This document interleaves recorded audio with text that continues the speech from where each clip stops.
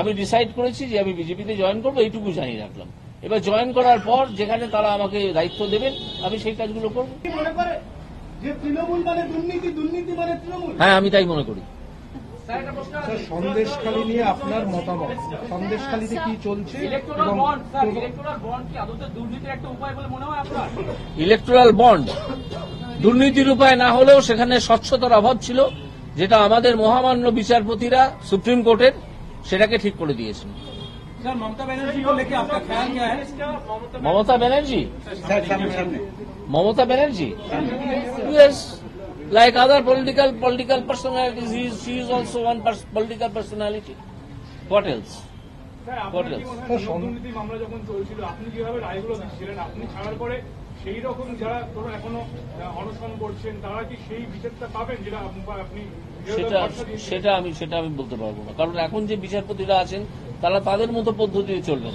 আমি তাদের পদ্ধতিতে চলছিলাম না, আমি একটা পদ্ধতিতে চলছিলাম যেটা সুপ্রিম কোর্ট অব্দি যেটার মান্যতা পেয়েছে। সেটা কোনো সব প্রশ্ন নেব। যখন আপনি বিচারপতির আসনে রয়েছেন, সম্মানজনক একটা পদ, সেখানে দাঁড়িয়ে যে স্বচ্ছতার সঙ্গে বিভিন্ন বিষয়ে প্রতিবাদ করছিলেন, সেখানে এবার যখন কোনো একটা রাজনৈতিক দলে আপনি গেলেন, তখন সব দল তো স্বচ্ছতা নিয়ে চলবে না, সব দলেই কোনো না কোনো প্রবলেম সমস্যা থাকবে। আপনি কি সেইভাবে প্রতিবাদ করতে পারবেন নাকি এটা গণ্ডির মধ্যে আবদ্ধ হয়ে গেলেন? আপনি দেখুন, এটার জন্য আপনাকে কিছুদিন অপেক্ষা করতে হবে। আমার কার্যক্রম দেখবেন, আমি নিশ্চয়ই বিজেপির পার্টি লাইন মেনেই চলবো, এবং বিজেপি তো বলে দিয়েছে জিরো টলারেন্স টু কারাপশন। আপনি কি নিজে কোনো ফিল্ড অফ ওয়ার্ক কিছু চেয়েছেন যেখানে আপনি কাজ করতে চান? না, এখনো চাইনি, কারণ এখনো আমি ফর্মালি বিজেপিতে যোগ দিইনি। ফর্মালি বিজেপিতে যোগ দেবো সম্ভবত 7 তারিখে, এবং তার আগে পর্যন্ত অবশ্যই আমি আমার যা ডিসাইড করেছি সেটা জানিয়ে রাখলাম আপনাদের, কারণ এই প্রশ্নটা বহুদিন ধরেই হচ্ছে। আমি ডিসাইড করেছি যে আমি বিজেপিতে জয়েন করবো, এইটুকু জানিয়ে রাখলাম। এবার জয়েন করার পর যেখানে তারা আমাকে দায়িত্ব দেবেন আমি সেই কাজগুলো করবো। যদি আপনি কন্টেস্ট করেন কোনো পছন্দের লোকসভা কেন্দ্র? না, কন্টেস্টের প্রশ্ন এখানে আসছে না। এই কন্টেস্ট করবো কি করবো না সে প্রশ্নের উত্তর দেবেন বিজেপির উচ্চতর মহল, যারা ইলেকশন কমিটি আছেন তারা। হ্যাঁ, বলুন। জাস্ট এক সেকেন্ড। হ্যাঁ, বলুন।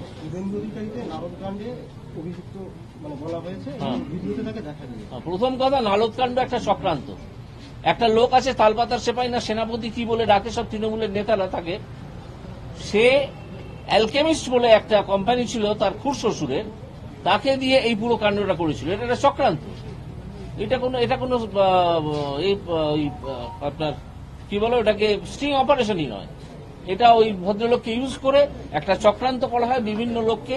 যখন সেই তালপাতার সেপাই রাজনীতিতে দাঁড়াতে চাইছিল, তখন সে চায় যে তার বিভিন্ন যে সিনিয়র নেতা যারা আছে তাদের নামে একটা বদনাম রটিয়ে দিতে, সেই জন্য এই কাজটা করা হয়েছিল। সুতরাং এইটা কোনো দুর্নীতির সঙ্গে এর সংস্থান অনেক দূরে।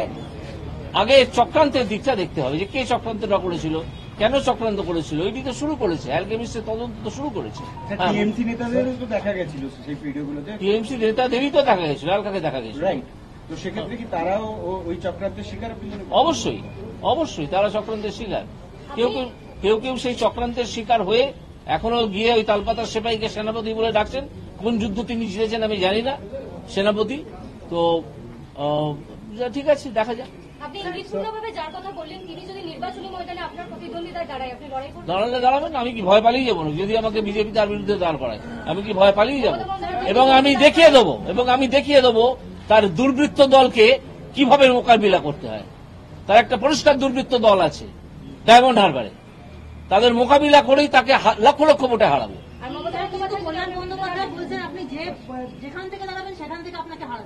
কল্যাণ বন্দ্যোপাধ্যায় নিজে টিকিট পায় কিনা আগে দেখুন।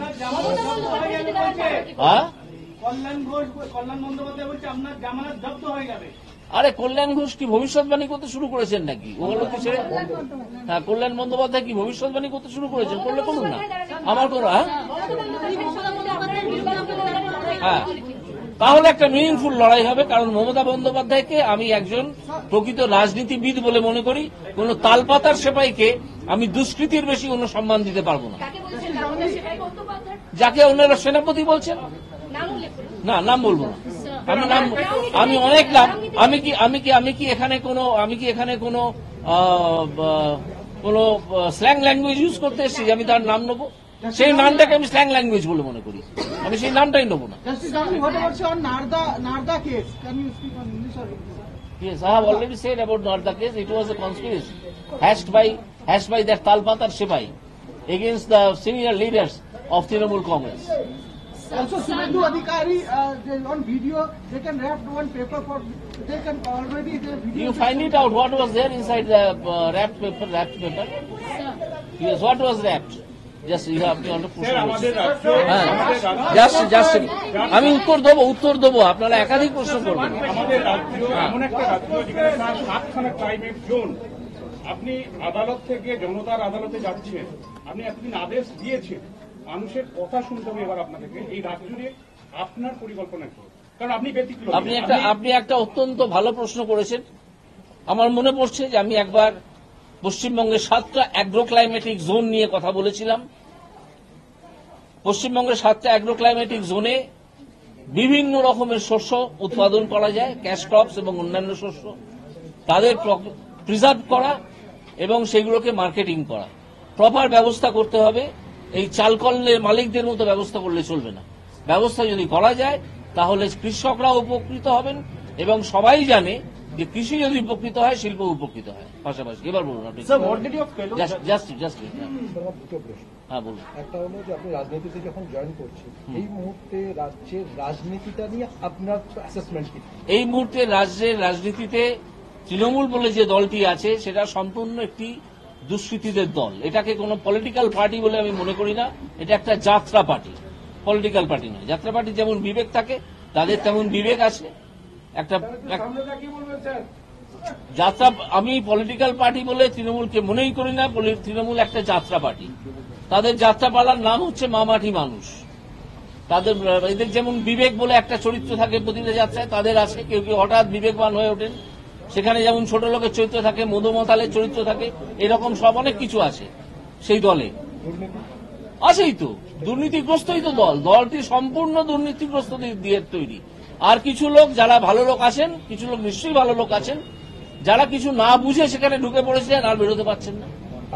কালকে এরকম একজন পণ্ডিত মানুষের সঙ্গে আমার কথা হয়েছে।